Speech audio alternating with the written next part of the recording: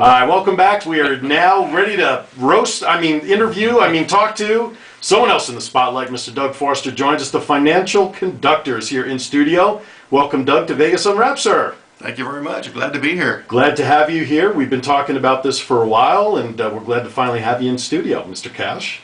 Well, it seems to me that you are the guru of getting people financially in better shape than they presently are. Would that be a fair assumption? I like to think that. I mean, I've been doing this a while, and I'm a little bit different than most advisors. But okay, then you've opened up that can of worms. Why would you say that? Well, actually, it comes down to the way I work, because I teach people how to get away from the market. I think the market's been very unfair to a lot of what I call average investors, anybody with less than $1 million in their portfolio. Well, it's certainly a volatile market.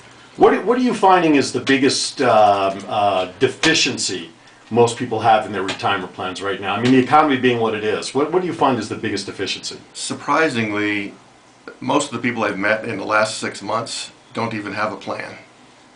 Yeah. I would think that would make a lot of sense. And is it because people living paycheck to paycheck? Absolutely. They just don't think about it? The economy hurt so many people that they drew from all their reserves, and Nothing's they're left. starting all over now at 50. Gotcha. Yeah, you don't realize the impact of that until you sit down and think about what you're going to do. And when there's nothing in the coffers, there's not much you can really do to restart at that age, right? Correct. Yeah. Wow. I mean, there's things you can do. You can always do Right, something right. to make yourself better for later on. Right. Wow. And so someone in that situation doesn't even have a plan. Where do you begin with somebody like that? Well, I usually start with a budget. Okay. So get down and teach them how to do a budget, because that's the starting point. If you're not looking at where your dollars are being spent, you don't know where they're being spent, Mm-hmm. you don't know where you can cut and trim and you make yourself more efficient. Okay. Well, that wouldn't work well in my house. Well, I think budgeting is probably the most difficult thing for a family to do, Yeah. because they're living in a certain lifestyle, and quite frankly, I think the lifestyle doesn't change necessarily when the income changes, Right. and that's what causes most of the problems to spiral in a downward fashion. Well, surprisingly, people don't realize where their dollars are being spent. Mm-hmm. Recently worked with a young couple in their late 20s, and they thought they should have about $700 or $800 at the end of the month to do some saving, investing, whatever they should be doing. Mm-hmm.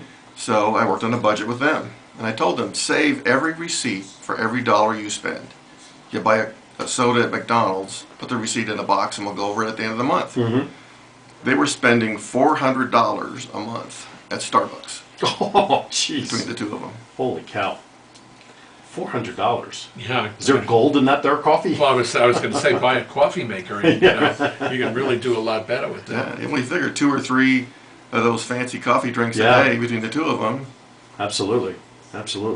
So it's got to be a humbling experience when you're sitting across from somebody who's doing that with the receipts and realizing, holy crap, $400 on Starbucks and $600 on McDonald's or whatever, to get them to realize where the leaks are, where the cracks in the dam are. I mean, how is it for these people to realize that? How comfortable are they going into this in their own skin? Well, and that's one of the things that I do very well, is show them. I'm not pointing fingers, I'm not Right. condemning them. It's their money, spend it how you want, as long as you know where you're spending it. Right. So if you know where you're spending it, you know where you can cut.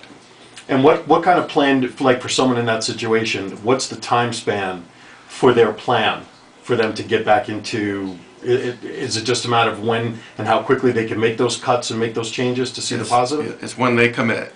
Okay. They've got to commit to it. And it's surprising also that even when you're doing a plan, if you look at the overall plan, it's their choice of what they're going to do. It's not my choice, it's their choice. Right. So I'll give that advice. So if you're not spending this $400, where are you going to put it? Right. Interesting.